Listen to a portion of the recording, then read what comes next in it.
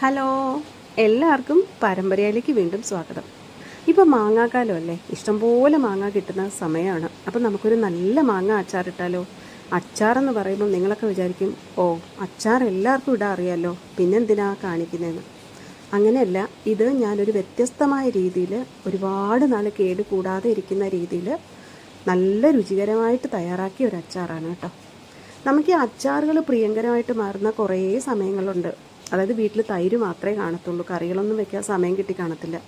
അപ്പോഴാണ് നമുക്ക് ഈ അച്ചാറെന്ന് പറയുന്ന ഒരു നല്ല ഒരു ഭയങ്കര പ്രിയങ്കരമായിട്ടുള്ള ഒരു ഐറ്റമായിട്ട് മാറുന്നത്. അപ്പോൾ നമുക്ക് എങ്ങനെയാണ് അത് ഇട്ടേന്ന് നോക്കാം. ഞാൻ മാങ്ങയൊക്കെ ചെറുതായിട്ടല്ല കേട്ടോ, വലുതായിട്ട് ഇതുപോലെ വലിയ പീസസായിട്ടാണ് ഞാൻ കട്ട് ചെയ്തെടുത്തിരിക്കുന്നത്. ഇനി അതിന് വേണ്ടത് കുറച്ചൊരു 10-20 അല്ലി വെളുത്തുള്ളിയും ഒരു 1.5 ഇഞ്ച് കനത്തിലുള്ള ഇഞ്ചിയും കുറച്ച് പച്ചമുളകും കൂടെ കട്ട് ചെയ്ത് വെച്ചിട്ടുണ്ട്. ഇതുപോലെ ചെറിയതായിട്ടുള്ള രീതിയിൽ, വലുതായിട്ടല്ല, വലിയ തീരെ കനം കുറഞ്ഞുമല്ല, ഇതുപോലൊരു മീഡിയം സ്ലൈസസ് ആയിട്ട് ഞാൻ കട്ട് ചെയ്ത് വെച്ചിട്ടുണ്ട്. വെളുത്തുള്ളി ഇഞ്ചിയൊക്കെ കൂടുതൽ ഇട്ടാൽ കൂടുതൽ രുചിയാണ്. അത് നമ്മുടെ ഇഷ്ടത്തിനനുസരിച്ച് നമുക്കിടാം. ഇനി അടുപ്പിലോട്ട് ഒരു ചട്ടി വെച്ചിട്ട് നല്ലെണ്ണയാണ് ഒഴിക്കേണ്ടത് കേട്ടോ. നല്ലെണ്ണ ചൂടാകുമ്പോഴത്തേക്ക് ഇത്രയും സാധനങ്ങൾ, നമ്മൾ ഈ അരിഞ്ഞു വെച്ച സാധനങ്ങളെല്ലാം നന്നായിട്ടൊന്ന് വഴറ്റിയെടുക്കണം.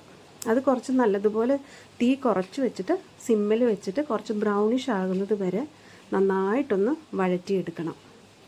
ഇത് കുറച്ച് കൂടുതൽ ഈ വെളുത്തുള്ളി ഇടുകയാണെന്നുണ്ടെങ്കിൽ ഇത് പൊളിച്ച് എടുക്കാനുള്ള ആ മെനക്കേട് കാരണമാണ് ഞാൻ ഇത്രയും ആക്കിയത്. ഇതൊരു 8 മാങ്ങ ഉള്ളത് കൊണ്ട് കുറച്ചുകൂടെ ഇട്ടിരുന്നാൽ കുറച്ചുകൂടെ രുചി തന്നെ ഉണ്ടാവും അതിന്.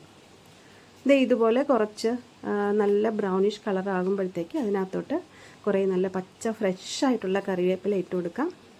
ഒരു 1.5 ടീസ്പൂൺ പെപ്പർ പൊടി ഇട്ട് കൊടുക്കാം. അതുപോലെ ഒരു 1.5 ടീസ്പൂണോ ഒരു 2 ടീസ്പൂണോ ഉലുവാപ്പൊടി ഇട്ട് കൊടുക്കുന്നു. അതും നന്നായിട്ട് ഇളക്കി, തീ സിമ്മിലാണ് ഇരിക്കേണ്ടത്, കൂട്ടി വയ്ക്കരുത് കേട്ടോ. പിന്നെ മുളക് പൊടി, അത് നമ്മുടെ എരിവിന് ആവശ്യത്തിന് എത്രയാണോ അത്. ഞാനിപ്പോൾ ഒരു 8 മാങ്ങയ്ക്ക് ഒരു 5 ടേബിൾ സ്പൂൺ മുളക് പൊടി എടുത്തിട്ടുണ്ട്. പിന്നെ കുറവാണെന്ന് കാണുകയാണെങ്കിൽ കുറച്ചുകൂടെ ഇട്ട് കൊടുക്കാം. ഇതൊക്കെ നമ്മുടെ ആവശ്യത്തിനനുസരിച്ച് ഇടുന്ന കാര്യങ്ങളാണ്. പിന്നെ കായപ്പൊടിയും അതുപോലെ ഒരു 1-1.5 ടീസ്പൂൺ വരെ ഇടുന്നത് നന്നായിരിക്കും. ഇത്രയും ഈ ഒരു 8 മാങ്ങ ഉള്ളത് കൊണ്ട്. നിങ്ങൾ എത്ര മാങ്ങയാണ് എടുക്കുന്നതെന്ന് വിചാരിച്ചാൽ അതിനനുസരിച്ച് നമുക്ക് മാറ്റങ്ങൾ വരുത്താം.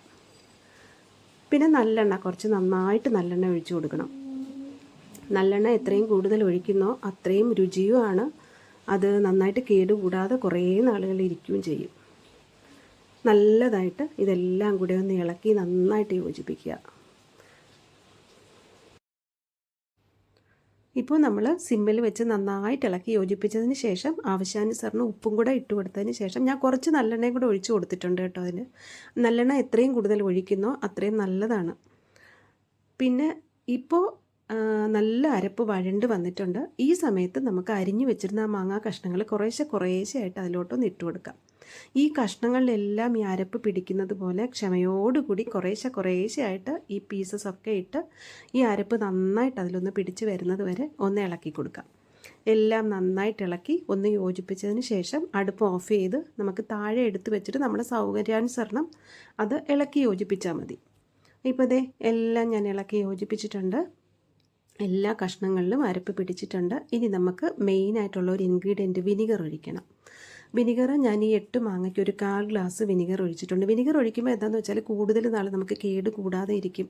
അതുമാത്രമല്ല, പുളിപ്പില്ലാത്ത മാങ്ങയാണെങ്കിൽ കുറച്ച് പുളിപ്പ് കിട്ടും. വിനിഗറും കൂടെ ഒഴിച്ച് നല്ലതുപോലെ ഇളക്കി സെറ്റാക്കി യോജിപ്പിച്ച് ഞാൻ രാവിലെ ഇത് ചെയ്ത് വെച്ചതാണേ. അപ്പോൾ വൈകിട്ട് വരെ ഞാൻ ആ പാത്രത്തിൽ തന്നെ വെച്ച് അടച്ചു വെച്ചിരുന്നു. വൈകിട്ടായപ്പോൾ ഞാനൊന്ന് തുറന്ന് നോക്കിയപ്പോഴത്തേക്ക് ആ മാങ്ങാ കഷ്ണങ്ങളെല്ലാം അപ്പം തന്നെ സോഫ്റ്റായിട്ട് ഇതെല്ലാം പിടിച്ച് അപ്പം തന്നെ ഒരു കഴിക്കാൻ പറ്റുന്ന നല്ലൊരു പരുവത്തിലായിട്ടുണ്ടായിരുന്നു.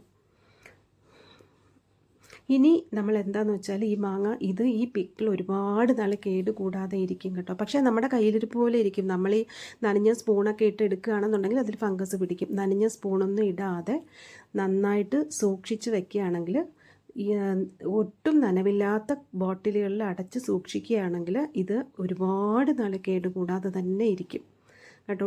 ബോട്ടിലും നനവുണ്ടായിരിക്കരുത്. അപ്പം നിങ്ങൾ ഈ മാങ്ങ അച്ചാർ നിങ്ങൾ ഇതുപോലെയാണോ ഇടുന്നത്, അല്ലെങ്കിൽ ഇതുപോലെ ഇട്ടിട്ട് നിങ്ങൾക്ക് ഇഷ്ടപ്പെട്ടോ എന്നൊക്കെയുള്ള കാര്യം ഒന്ന് കമൻറ്റ് ചെയ്യണേ. അപ്പോൾ വീണ്ടും നല്ലൊരു റെസിപ്പി ആയിട്ട് വരാം. ബൈ.